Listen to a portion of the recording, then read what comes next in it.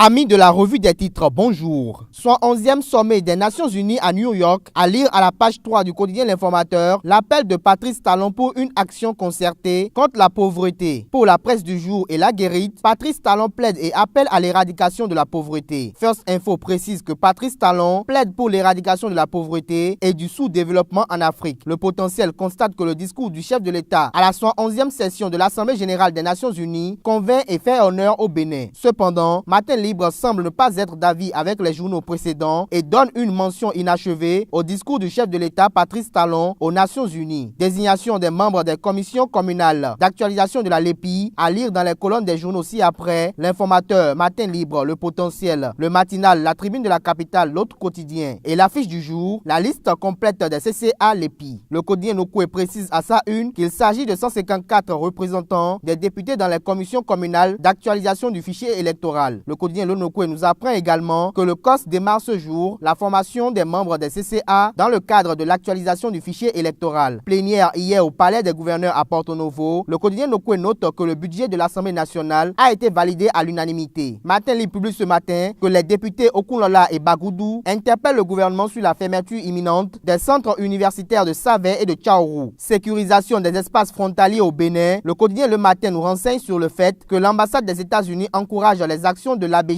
pour une meilleure sécurisation des frontières béninoises. Le Potentiel sort son potentiel informatif et nous apprend en manchette que les États-Unis offrent des matériels de sécurité à l'agence béninoise de gestion intégrée des espaces frontaliers ABJF. Le quotidien dévoile que ce don est d'une valeur de 800 millions de francs CFA et rappelle qu'il est destiné à l'unité spéciale de surveillance des frontières. C'est un secret de polichinelle, la gendarmerie est désormais sous la tutelle du ministère de l'Intérieur. À cet effet, le quotidien La Guérite veut comprendre si cette mutation de la gendarmerie du ministère de la Défense pour le ministère de l'Intérieur est un transfert de compétences ou une humiliation de Candide Azanaï. Parlons enseignement à présent. L'oreille droite de la une du jour du quotidien L'Informateur nous apprend que Salimou Karimou décharge 618 directeurs pour avoir obtenu 0% au CEP 2016. À retrouver aux pages 4 et 7 de la parution de L'Informateur du jour, la liste des nouveaux directeurs nommés à l'enseignement secondaire. À retrouver également dans les colonnes de l'autre quotidien, aux pages 9, 10, 11, 14 et 15, la liste des directeurs des collèges d'enseignement général pour la rentrée 2016-2017. Le matinal nous apprend à son tour que pour compter de la rentrée 2016-2017, plusieurs lycées seront provisoirement fermés. La Tribune de la Capitale rapporte Paul Isseiko au sujet de la rentrée scolaire. Le secrétaire général de la CSTB déclare que le gouvernement n'a pris aucune résolution face à la ruine de l'école béninoise. Administration de la gouvernance locale, le quotidien Le Matinal nous informe que le maire de la commune de Bonou, Alexandre Zanou, est destitué. Après Mathias Digla d'Alada, Karim Souradjou de Parakou et le maire Alexandre Zanou de Bonou destitué, à qui le tour s'interroge la boussole à la une. La Tribune de la Capitale trouve déjà une réponse à cette interrogation de la boussole et titre en manchette: après les communes d'Alada et de Parakou, le maire de Bonou a été destitué hier et celui de la commune de Glazoué se prépare. First Info donne à sa une les échos des communes et fait savoir que Roland Darefa est installé au conseil communal d'Adjohun. Le maire de Bonou, Alexandre Zanou, est déposé hier et le maire de la commune de Glazoué, Jacques Dagoué, est sur la sellette. Matin Libre révèle que le maire intérimaire de la commune de Parakou préside sa première réunion ce jour. Concernant la vague de destitution des maires des communes du Bénin qui fragilise les conseils communaux, la Guérite invite à travers sa une le président de l'ANCB, Luc Atropo, à convier un référendum pour mettre un terme à cette pandémie. Décryptage de l'actualité socio-politique nationale, L'Informateur relaye ce matin que Paul Hunkwe plaide pour la reprise des contrats avec la presse. Violation de la loi portant lutte contre la corruption au Bénin, la boussole nous apprend que la Cour condamne 11 ministres de Boniaï. Drame de Tori à Vamé, l'événement précis constate qu'il y a déjà une soixantaine d'orphelins recensés. Forum Africa 2016, le quotidien L'Économiste retient des propos de Lionel Zinsou à propos du Bénin que l'informel fait 50% du PIB, soit 90% d'emplois. Matin Libre publie ce jour la réplique d'Oris au rapport sur la qualité des carburants à la pompe et retient à sa une que les produits d'Oris Énergie sont conformes à la réglementation. Libération libère en manchette ce matin la polémique autour de la qualité des produits pétroliers en Afrique et veut savoir pourquoi s'attaque-t-on à Oris Énergie. Le journal se demande également si cette société est-elle la seule opérante dans ce secteur. Le journal Libération rappelle toujours en manchette que l'État est garant des normes d'importation du carburant sur son territoire. Retrait d'agrément à la STTB